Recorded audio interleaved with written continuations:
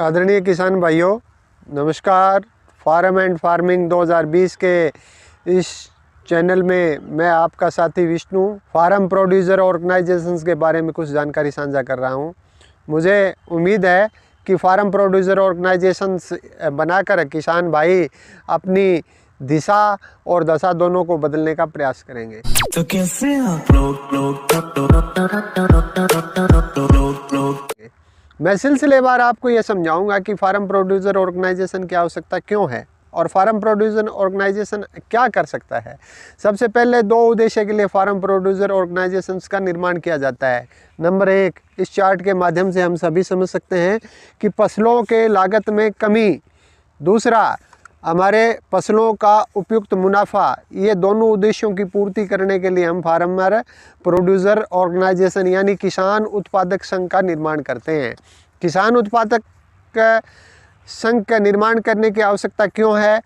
क्योंकि आज हम देख रहे हैं कि किसानों को जो भी प्रोडक्ट अपने खेत में डालते हैं उनमें ना तो ये एथेंसिटी होती है कि वो प्रोडक्ट उस क्वालिटी का है, दूसरा उसका रेट क्या है, रिटेलर रेट क्या है, होलसेल रेट क्या है, किस कंपनी से कहाँ आया है, कितना ट्रांसपोर्टेशन का खर्चा आ रहा है, ये सब चीज़ें जो है वो हमारी पहुंच से बहुत दूर होती जा रही है। इससे हमें क्या नुकसान होता है, मैंने एक चार्ट के माध्यम से बहुत साफ आप किसानों को समझाने की कोशिश करूंगा।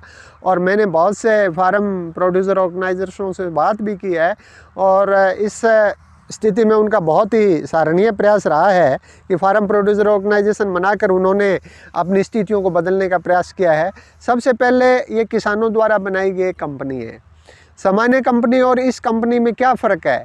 सामान्य कंपनी के अंदर जो किसान व्यक्ति उसका शेयर ज़्यादा खरीदता है उसका बड़ा मालिक होता है, लेकिन फार्म प्रोड्यूसर ऑर्गेनाइजेशन के अंदर है चाहे कोई व्यक्ति कितनी बड़ी हिस्सेदारी डालता है लेकिन वो उसके अंदर समान इक्वल शेयर होल्डर होता है उसके अंदर। दूसरा, फार्म प्रोड्यूसर ऑर्गेनाइजेशंस का जो है वो निर्माण किसानों की स्थिति को सुधारने के लिए किया है। इसका उद्देश्य क्या है? इसका उद्देश्य है सबसे पहले एक साथ बीजों का चयन करना, परचेज करना, या कौन से बीज लेटेस्ट टेक्नोलॉजी के साथ आ रहे हैं उनको प्राप्त करना। किससे? सीधे कंपनी के माध्यम से। जो कंपनी या जो कॉरपोरेशंस या जो इकाई बीज का निर्माण करती है, सभी किसान मिलकर, इस फार्म प्रोड्यूसर ऑर्गेनाइजेशन के जितने किसान हैं वो मिलकर अपनी इच्छा के अनुसार बीजों का चयन करते हैं। इससे एक तो गुणवत्ता के बीज प्राप्त होंगे, दूसरा बीज रायबल रेट के ऊपर उनको मिलेंगे, दूसरा फसलों का सही भाव। किसान अपनी फसल तैयार करके और उसका एक भाव जो है वो अच्छा भाव निश्चित करके वो किसी भी विक्रेता को अपनी फसल बेच सकता है। तीसरा, जो मैंने कुछ एफपीओ के अध्ययन से ये महसूस किया है कि इसमें तकनीकों का बहुत बेहतरीन तरीके से जो है वो इन ऑर्गेनाइजेशंस के माध्यम से प्रयोग किया जा रहा है। तो सबसे पहले हमें जिस क्लस्टर के अंदर, क्लस्टर का मतलब होता है कुछ गाँव को मिलाकर एक एरिया, उस क्लस्टर विशेष में किस प्रकार की खेती होती है। जैसे मैं जिस स्थान पर हूँ, आदमपुर हिसार हरियाणा का ये मेरा क्षेत्र है, यहाँ पर मुख्य दो फसलें उत्पादित की जाती हैं, गेहूँ और कपास। अभी विगत कुछ वर्षों से सरसों की फसल भी काफ़ी अच्छी पैदावार किसान ले रहे हैं। तो यहाँ पर हमें यदि कोई समूह बनाना है, एफपीओ बनाना है, तो दो क्षेत्रों में बना सकते हैं। हमें कुछ प्रतिशत किसान यहाँ दूध का व्यापार करते हैं, दूध का धंधा करते हैं, या तो दुग्ध इकाई के रूप में फार्म प्रोड्यूसर ऑर्गेनाइजेशंस बना सकते हैं, या गेहूँ, सरसों और नरमा। पिछले वर्ष से कुछ किसानों ने यहाँ पर कुछ सैकड़ों भूमि में यहाँ पर मूंगफली की पैदावार लेने की कोशिश की है। कुछ किसानों को उत्पादन अच्छा भी मिला है। मूंगफली से जुड़े हुए किसान भी अपना फार्मर प्रोड्यूसर ऑर्गेनाइजेशन बना सकते हैं। सेकेंडली, इसके अंदर कितने व्यक्ति होनी चाहिए? सबसे पहले मैं बताता हूँ, इसमें मिनिमम 10% 10 व्यक्तियों का ये फार्म प्रोड्यूसर ऑर्गेनाइजेशन बनाया जाता है। इसमें कितना शेयर चाहिए, कितना पैसा चाहिए? मिनिमम 10 रुपीज़, 10 रुपये, यानी 10 व्यक्तियों द्वारा 10 रुपये इकट्ठे करके प्रत्येक व्यक्ति इस समूह का निर्माण करके इसको संचालित किया जा सकता है। इसमें जो है वो शेयर खरीदने पड़ते हैं और सभी शेयर होल्डर, मैंने पहले भी बताया कि कंपनी अधिनियम में इसमें भिन्नता एक ही है कि ये जो है वो शेयर इसके अंदर है समान होते हैं, चाहे किसी व्यक्ति ने कितना भी शेयर खरीद लिया है। सबसे बड़ी बात इसका ऑब्जेक्ट क्या है? ऑब्जेक्ट ये है सीड प्रोवाइड करवाना, पेस्टिसाइड प्रोवाइड करवाना, माइक्रोन्यूट्रेंट प्रोवाइड करवाना, टेक्निक्स प्रोवाइड करवाना, अन्य लेटेस्ट रिसर्च प्रोवाइड करवाना, और इसके अलावा सबसे बड़ी बात है तैयार फसल के लिए बाज़ार और बाज़ार उपयुक्त भाव उपलब्ध कराना। ये सब बहुत बड़ा इसका ऑब्जेक्ट है और नाबार्ड इस ऑर्गेनाइजेशन को डेवलप करने के लिए बहुत अच्छी तरीके से सहायता देता है। अब मैं फसलों पर लागत मूल्य किस प्रकार किसान इस समूह को बनाकर, इस संगठन को बनाकर, इस कंपनी को बनाकर किन्हीं भी शब्दों का प्रयोग किया जा सकता है, क्योंकि एक कंपनी अधिनियम में पंजीकृत एक संस्था है, इसलिए इसको कंपनी भी कहा जा सकता है। फार्मर प्रोड्यूसर ऑर्गेनाइजेशंस में आपको एक चार्ट के माध्यम से समझाना चाहूँगा कि यदि 100 फार्मर मिलकर एक इस फार्मर प्रोड्यूसर ऑर्गेनाइजेशंस को बनाते हैं तो प्रति वर्ष किसान जो है वो 3 लाख रुपए तक अपनी लागत, खेती की लागत को घटा सकते हैं। मैंने बहुत न्यूनतम बताया है, इस 3 लाख को बढ़ाया भी जा सकता है।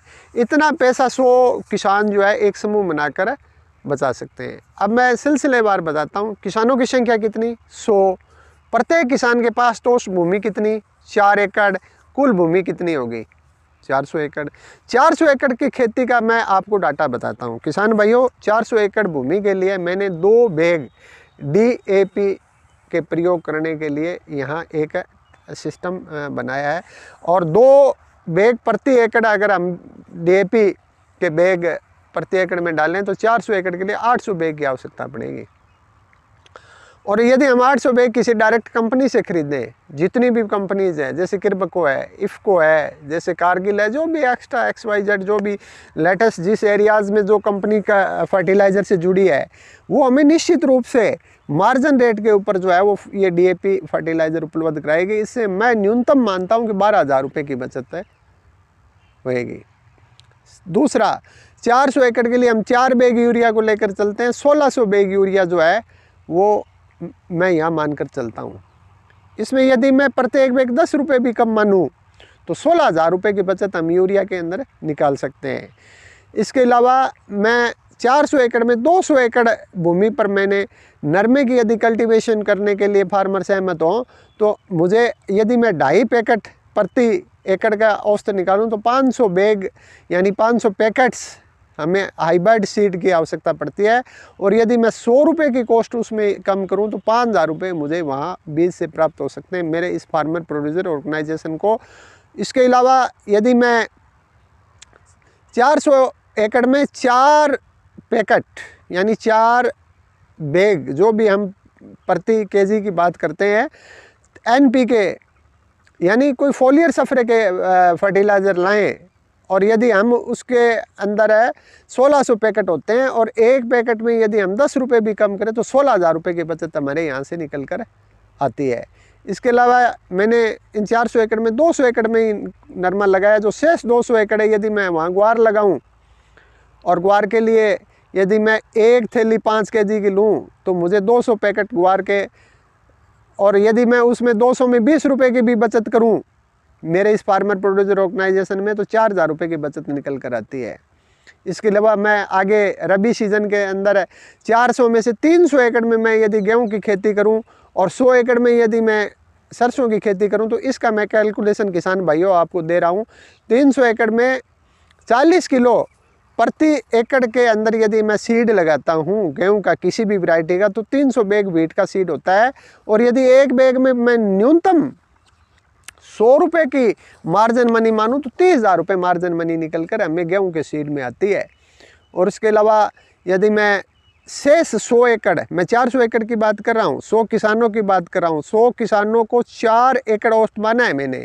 मैं यहाँ एक बात स्पष्ट कर देना चाहता हूँ, फार्मर प्रोड्यूसर ऑर्गेनाइजेशन का गठन जो है वो सीमांत छोटे और भूमिहीन किसानों के लिए इसका निर्माण किया गया है। इसको नाबार्ड इसलिए ही सहायता देता है कि इस समूह में 50% से ज़्यादा किसान बिल्कुल छोटे लघु सीमांत होंगे या वो किसी की लीज पर लेकर जो है वो खेती कर रहे होंगे। इसके अलावा मैं रबी सीज़न में यदि मैं उसी फार्मर प्रोड्यूसर ऑर्गेनाइजेशन द्वारा अपने खेती में 100 एकड़ के लिए यदि मैं सरसों के खेतों को रखूं तो 100 पैकेट मुझे सरसों के बीज की आवश्यकता पड़ेगी। और यदि 100 पैकेट बीज के अंदर मैं 100 रुपये भी अगर बचत निकालता हूं तो 10,000 रुपये बचत होती है। किसान भाइयों, इसके ऊपर पेस्टिसाइड का प्रयोग भी हमें करना पड़ता है।